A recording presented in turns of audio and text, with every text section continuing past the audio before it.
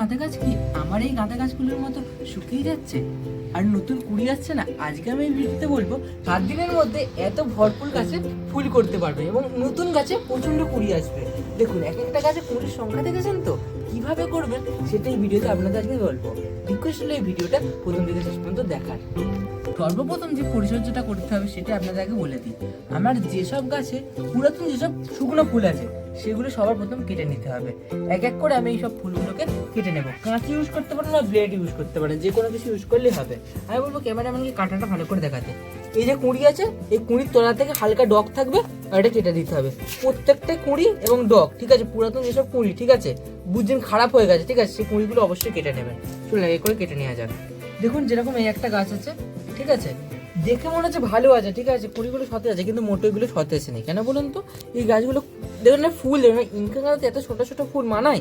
এই গাঁদা গাছগুলো মায়া করলে হবে না, ঠিক আছে, এই সব কুঁড়িও কেটে দিতে হবে। আর শুকনো ফুল তো অবশ্যই কাটবেন, ঠিক আছে, যেরকম আরও যেসব গাছ আছে সেগুলো যেরকম কেটে নিয়েছি। এবং প্রত্যেকটা চেষ্টা করবেন কিছু না রাখার, ঠিক আছে, ছোট বড় যে এইসব কুঁড়ি ফুড়ি যেসব নতুন ধরছে, ঠিক আছে, সবই কেটে দেবেন, কিছুই রাখবেন না, ঠিক আছে। রাখলেই গাছে মানে একটা কুঁড়ি থাকলে গাছের টেস্ট আনবে, ঠিক আছে, তাহলে আর ভালো গাছটা গ্রোথ হতে পারবে না, ঠিক আছে।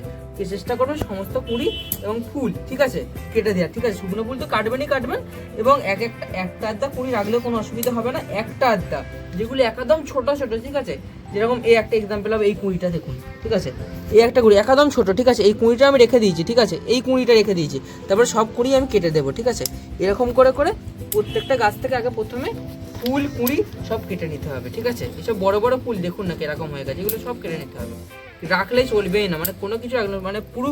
আর যারা যেগুলো ডান্ডি করে রেখে দিয়েছেন, পুরাতন গাছ ফুল তুলেছিলেন, ডান্ডিগুলো আছে সেগুলো তো অবশ্যই কাটবেন, ঠিক আছে, সব এবার আস্তে আস্তে কেটে নিয়ে আমি।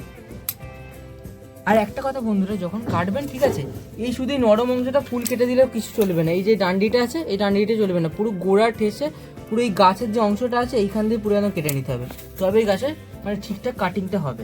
সব পেরে আমাদের কুঁড়িগুলো যেগুলো শুকনো ফুল ছিল, ফুল কাটাই প্রায় কমপ্লিটই হয়ে গেছে। এই স্টেজে আমাদের এবারে করতে হবে যে আমাদের এবারে নরম যে মানে যে পুরাতন মাটিটা আছে, ঠিক আছে, মোটামুটি 30% মাটি ওখানে তুলে নিতে হবে, ওখানে আবার নিউ মাটি দিতে হবে। এক এক করে প্রত্যেক টপ থেকে মাটি তুলে নিই, কিরকমভাবে তুলতে হবে সেটা আমি বলে দিচ্ছি। যে কোনো একটা খোসন নেবেন, ঠিক আছে, আমার কাছে আপাতত কিছু খোসন আমি কাঁচি দিয়ে করে দিচ্ছি, ঠিক আছে। এরকম করে মাটি আলগা করে নেবেন, ঠিক আছে, ইজিলি আলগা হয়ে যাবে, ঠিক আছে, এরকম করে করে দেবেন, আলগা হয়ে যাবে। এরপরে 70% 30%-এর মতো মাটি নিয়ে নেবেন, ঠিক আছে, এই শিকড় ফিকড় যেন দেখা যায় এতটা পজিশন থেকে মাটি রেখে দেবেন, ঠিক আছে। তারপর নতুন মাটি দিতে হবে প্রতিটা গাছ থেকে। আমি এবারে মাটি তুলে দেবো। বন্ধুরা যখন কাটবেন, ঠিক আছে, মাটির সাথে যদি শিকড়ও কেটে দেয় তাহলে কোনো প্রবলেম হবে না। দেখুন এক একটা গাছের যেরকম আমারও শিকড় কেটে গেছে, কোনো প্রবলেম হবে না। শিকড় কাটলে বরঞ্চ ভালো, ঠিক আছে, নতুন আবার শিকড় থাকতে পারে, শিকড় ছাড়তে পারবে। পুরাতন শিকড় যদি কেটে ফেলা হয়, ঠিক আছে, এর ফলে নতুন আরও নতুন নতুন শিকড় বেরোবে, ঠিক আছে। সবই আপনারা আমার মতো করে পরিষ্কার করুন। যে কটা গাছ থাকবে সেগুলো চারপাশ থেকে খুশে পুরাতন যে মাটিটা আছে, শিকড় কাটা অবস্থা হলেও কোনো অসুবিধা নেই, শুধু বার করে নেবেন মাটিটাকে। আর এই মাটিটা এবার ফেলবেন না, এই মাটিতে বিশাল তেজ, এই মাটিটা রেখে দেবেন যত্ন করে। এই যে মাটিটা খালি করেছেন প্রতিটা টপে, ঠিক আছে, এতে এবার নতুন মাটি দিতে হবে, ঠিক আছে। এই মাটিটা কীভাবে রেডি করবো সেটা আমি আপনাদের বলে দিই আগে। আপনি খানিকটা মাটি নিয়ে নেবেন, যতটা আপনার গাছে খালি হয়েছে ওই অনুযায়ী আপনি একটা মেজারমেন্ট করে মাটি নিয়ে নেবেন, ঠিক আছে। মাটিটা থাকবে এখানে 50% মাটি থাকবে, ঠিক আছে, 50%-এর মতো আমি মাটি নিয়ে নিলাম, ঠিক আছে। এরপরে 50% মাটির সাথে 20% দেবেন হচ্ছে আমাদের ভার্মি কম্পোস্ট, ঠিক আছে। এখানে ভার্মি কম্পোস্ট আমি দিয়ে দিলাম 25-এর বেশি দেওয়ার প্রয়োজন নেই।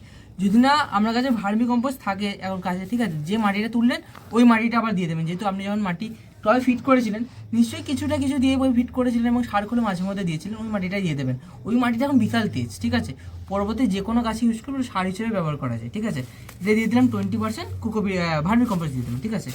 এরপরে দেবেন হচ্ছে 30% কোকোপিট, যেহেতু ছাদে থাকবে এবং মাটি যাতে গোড়া আলগা থাকবে ওই জন্য কোকোপিটের পরিমাণটা একটু বেশি করে দেবেন, ঠিক আছে। এই দিয়ে দিলাম, এই 3 রকম মিশিয়ে দিলাম। এবার 3 রকম ভালো করে পাইল করে নেবেন, ঠিক আছে, আর কিছু মেশানোর দরকার নেই, ঠিক আছে। এই নতুন মাটি পেয়ে গেল, এই গাছে যখন শিকড়ে যাবে, ঠিক আছে, মাটি আলগা থাকবে কোকোপিটের কারণে, ঠিক আছে, প্রচণ্ড পরিমাণে শিকড় বাড়বে আর গাছের রূপ পর্যন্ত চেঞ্জ হয়ে যাবে, মানে পুরোপুরি চেঞ্জ হয়ে যাবে, ঠিক আছে। আর এরপরে আর 3 দিন পরে দিতে হবে খাবার। আগে চলুন কীভাবে মাটিটা দিতে হবে সেটা দেখে নিই। আমার মেশানে প্রায় কমপ্লিটই হয়ে গেছে। এবার প্রতি গাছে নেব আর এই চারদিক দিয়ে ঘুরিয়ে এরকম দুমুটো যতটা মাটি লাগে এরকম করে দিয়ে দেবো নতুন করে, ঠিক আছে। আর কিছু দেওয়ার দরকার নেই, নিচে অলরেডি তেজ মাটি আছে, শুধু ওপরে শিকড় কেটে মাটি শুধু একটু বার করে দেওয়ার হচ্ছে ব্যাপার ছিল। প্রতিটা গাছ এবার এরকমভাবে দিয়ে দেবো এই মাটিগুলোকে। প্রায় আমরা সব গাছই কাটা প্রায় কমপ্লিট হয়ে গেছে। এবারে আমাদের করতে হবে গাছে নিম তেল দিয়ে দিতে হবে। যেদিনকে কাটবেন ওই দিনও দিলে হবে, আর যদি বেটার অপশন আপনার কাছে সময় দেখে 2 দিন পরে দিয়ে দেন, ঠিক আছে। আমি আজকেই দিয়ে দিলাম, ঠিক আছে। এই যে আমি 250 ml মতো জল নিয়ে নিয়েছি, একটু কম আছে, 200 ml মতো জল নিয়ে নিয়েছি।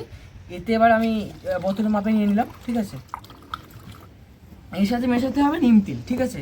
নিম তেল মেটাবেন এখানে 3 ml মতো নিম তেল মেটাবেন। 250 ml কমই জলের সাথে 3 ml নিম তেল মেটাবে। যদি 4 ml মেশালে অসুবিধা হবে না, তুমি সাশ্রয় হলেও 3-4 ml মেশাবেন, এর বেশি মেশানোর দরকার নেই। চলো বন্ধুরা মিশিয়ে নেওয়া যাক। আমার কাছে একটা যে ওষুধ খাওয়ানোর একটা যাই হয় ওইটা আছে, ওতে করে মিশিয়ে নেব। 3 ml মতো নিয়ে নিলাম আমি নিম তেল, ঠিক আছে। এটা জলের সাথে মিশিয়ে দেবো, ঠিক আছে। ভালো করে মিশিয়ে নেবেন, ঠিক আছে। একটু কড়া ডোজ হলে কোনো অসুবিধা হবে না। আর একটা কাজ করবেন, এর সাথে 1 ফোঁটার মতো নিয়ে নেবেন ভীমসুপ, ঠিক আছে। ভীমসুপ দেওয়ার কারণ হচ্ছে যেহেতু নিয়মিত তেল, ঠিক আছে, ভীমসুপ দিলে জলের সাথে ভালো করে গুলে যায়, ঠিক আছে। বেশি নয়, 1 ফোঁটার মতো, এই 1 চিমটিখানির মতো নিলাম ভীমসুপ, ঠিক আছে। এটাও জলের সাথে ভালো করে নিয়ে ভালো করে গুলে নেব। একেবারে প্রতি গাছে ভালোভাবে স্প্রে করে দেওয়া যাবে। প্রতি গাছে ঘুরিয়ে ফিরিয়ে ভালোভাবে স্প্রে করবেন, যাতে প্রতি ডগাতে আরে পড়ে, এবং যদি পোকামাকড়ও কিছু থাকে, ঠিক আছে, এখান দিয়ে যাতে চলে যায়, ঠিক আছে। ওই জন্য ভালো করে ঘুরিয়ে ফিরিয়ে স্প্রেটা করে নেবেন প্রতি গাছেতে। সব গাছের মধ্যে নিম তেল দেওয়া কমপ্লিট হয়ে গেছে। এই গাছে এবার খাবার দেওয়ার পালা, ঠিক আছে। কীভাবে খাবার দিতে হবে, তার জন্য কীভাবে খাবারটা রেডি করতে হবে সেটা বলে দিই। আজকে খাবার দেবো না, কিন্তু আজকেই রেডি করে নিতে হবে, যাতে 3-4 দিন পরে আমি খাবারটা দিতে পারি। এর জন্য সবার প্রথমে আপনার বাজার থেকে খোল কিনে নেবেন, ঠিক আছে, সরিষার খোল। সেটা মোটামুটি আমার কাছে আছে হচ্ছে 25টা থেকে 30টা গাছ, ঠিক আছে। এই 25 থেকে 30টা গাছের জন্য আমি এখানে নিয়ে নেব মোটামুটি ওই 50 গ্রামের মতো খোল নিয়ে নেব, ঠিক আছে। এটা জলে ভিজিয়ে দেবো, 8 থেকে 72 ঘন্টা ভিজবে, তারপরে গাছে জল করে দেবো। আমি মোটামুটি 50 গ্রামের মতো হাত মাপে আমি নিয়ে নিলাম, ঠিক আছে। আপনারাও আবার মোটামুটি মেজারমেন্ট করে দিয়ে দেবেন। মোটামুটি 30টা গাছের জন্য চামচ হিসেবে যদি হিসেব করা যায়, 5 চামচের চেয়ে বেশি লাগবে না, ঠিক আছে। আমি হাত মাপে নিয়ে নিলাম যতটা আমার প্রয়োজন হয়। এই খোল আমি নিয়ে নিলাম, ঠিক আছে। এই মোটামুটি 30 গ্রামের মতো, এইটা এই 50 গ্রামের মতো, এইটাকে এবারে আমরা 1 থেকে 2 মানে মোটামুটি 4 লিটার জলের সাথে পাইল করে মেশাবো। আপাতত 72 ঘন্টা ভিজিয়ে দিই। আর যখন ভেজাবেন, ঠিক আছে, প্রতিদিন একবার করে, মানে যে পাত্রেই ভেজান না কেন, একবার করে তো নাড়িয়ে দেবেন, ঠিক আছে, বা কোনো একটা হাতা পাতা দিয়ে নাড়িয়ে দেবেন, আর কিছু দেওয়ার দরকার নেই। আর যদি পারেন যখন সেদিনকে দেবো অল্প করে কাঁচা গোবর এর সাথে পাইল দেবো, ঠিক আছে, আর কিছু দেবো না। চলুন বন্ধুরা করে দেয়। কাঁচা গোবরটা অপশনাল, যদি দিতে চান দেবেন, না দিতে চান না দেবেন, কোনো অসুবিধা নেই, তবে খোলটা অবশ্যই দিতে হবে। চলুন বন্ধুরা, আবার দেখা হচ্ছে খাবার দেওয়ার দিন। দেখুন বন্ধুরা, গাছে খাবার দিয়েছিলাম, মানে মাটিটা চেঞ্জ করেছিলাম এবং স্প্রেটা করেছিলাম। আজ হচ্ছে ডে 4, ঠিক আছে। এই স্টেজে আপনারা দিতে হবে এতে সঠিক খাবার। এই খাবার দেওয়ার 1 সপ্তাহ পরে গাছের রূপ পুরোপুরি চেঞ্জ হয়ে যাবে, ঠিক আছে। স্প্রে করেছি, স্প্রে করার ফলে 3 দিনে দেখুন গাছের সুরাতটা দেখে তো কিছু বুঝতে পারছেন, কিছু তো চেঞ্জেস এসেছে। এই খাবারটা দিলে আবার ফিরে নতুন নতুন কুঁড়ি বেরোবে, এবং যেটা ছোট ছোট সাইজের ফুল হচ্ছে এটা সাইজটাও বেড়ে যাবে। আমাদের এটা খোল যেটা বলেছিলাম আগের দিন ভিজিয়ে রাখতে, আমি ভিজিয়ে রেখে দিয়েছি। এই খোলটা আমি 3 দিনে ভিজিয়ে রেখে দিয়েছিলাম, ঠিক আছে। এই খোলটা এবার আমার কাছে আছে মোটামুটি এই 3 লিটারের মতো জল আছে, ঠিক আছে। একটা ছোটো বালতি থেকে জল নিয়েছি। এর সাথে মোটামুটি আমাকে খোল দিতে হবে ওই 100 গ্রামের মতো খোল দিতে হবে।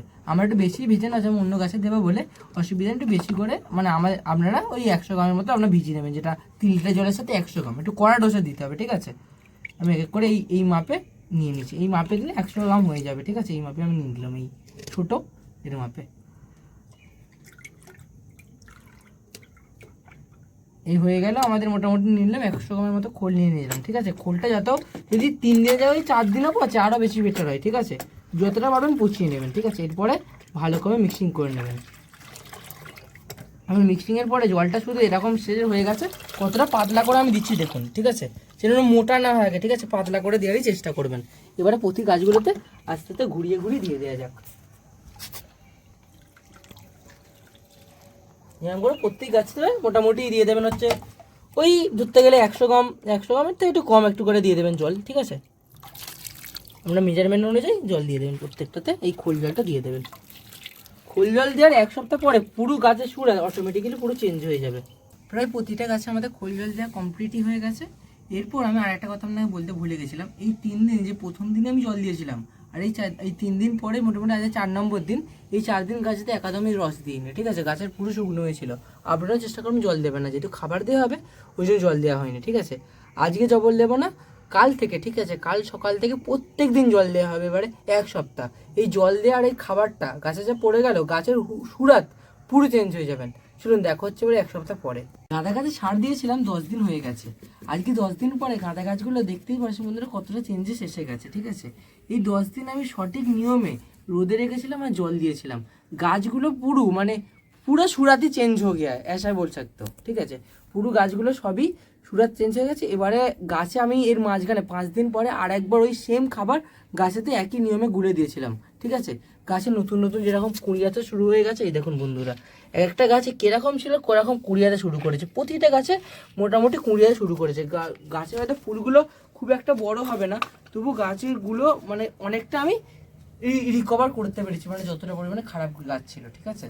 আপনারা এই টেস্ট ফলো করতে পারেন, ঠিক আছে। তাহলে আপনাদের গাছগুলো পুরানো গাছে আবার নতুন করে ফুল ফুটবে। আর আমাদের এই ভিডিওটা এই গাছগুলোর গাঁদা গাছগুলো রিকভার এটা কিরকম লাগলো অবশ্যই কমেন্টে জানাবেন। যদি ভালো লাগে থাকে আমার চ্যানেলটা সাবস্ক্রাইব করবে আরও নতুন নতুন গাছের ভিডিও পাওয়ার জন্য। ভিডিওটা ভালো লাইক করে দেবেন। আবারও দেখা হচ্ছে আর একটা নতুন ভিডিও নিয়ে। ততক্ষণের জন্য সুস্থ থাকবেন, ভালো থাকবেন।